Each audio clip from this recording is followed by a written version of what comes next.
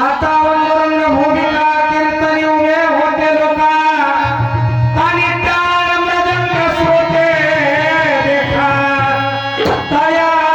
माझे नमन दंडवता ऐशे नमन करुणी सकला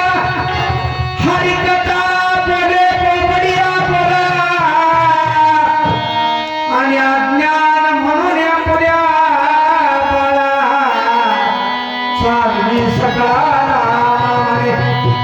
लोकांना भजन आवडेना कीर्तन आवडेना म्हणून एकनाथ महाराजांनी भारूड नेली भारूड नेण्या पाठीमागचा उद्देश एकच होता की भारूडाच्या नादानं तरी समाज भक्ती मार्गाकडे यावा परमार्थाकडे यावा परंतु कलियुगामध्ये भक्तीपेक्षा कला वाढायला लागली कलियुगा खोटे अरे गा दादा दुसरं मनुष्य मोठी गा दादा आणि झाली आचारही न सृष्टी गा दादा तरी सुद्धा एकनाथ महाराज म्हणतात चार युगामध्ये परम कलियुग हे उत्तम आणि करावे हरी भजन सत्कर्म नाम स्मरण सारे हो माय बाप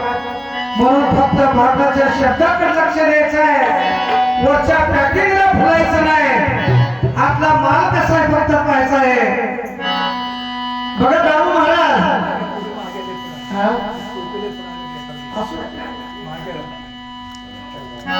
आमच्या पाटील महाराजांनी सांगितलं की गेल्या 12 वर्षापासून या कार्यक्रमाचं नियोजन आमच्या दादा पाटलाकडे असतं कारण त्यांच्यावर प्रेम आहे आणि त्यांनी काय सांगितलं शेवटी असंच तुमचं माझं प्रेम राहू द्या आणि जोपर्यंत चंद्र सूर्य आहे तोपर्यंत माझ्याकडे कार्यक्रम द्या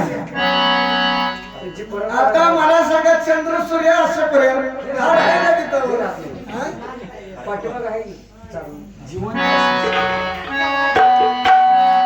बोलताना विचार करून बोलायला पाटील महाराज रोलो झोलो रोलो झोलो रोलो झोलो रोलो झोलो रोलो झोलो पायी पायऱ्यानं कसं आहे पाटील महाराज संत आले घरातोची दिवाळी दसरा आज या ठिकाणी आपला दोघांचा कार्यक्रम ठेवलाय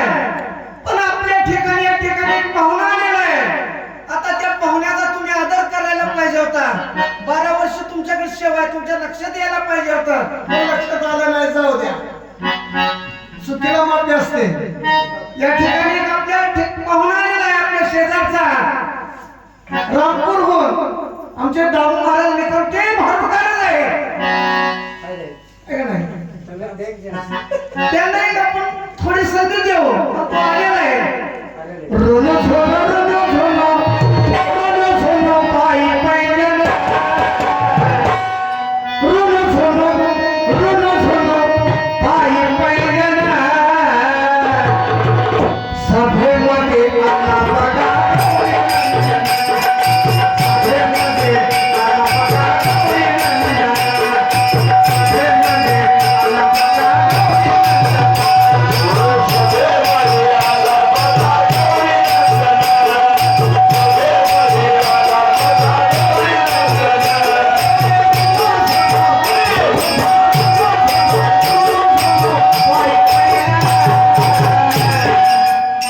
सभेमध्ये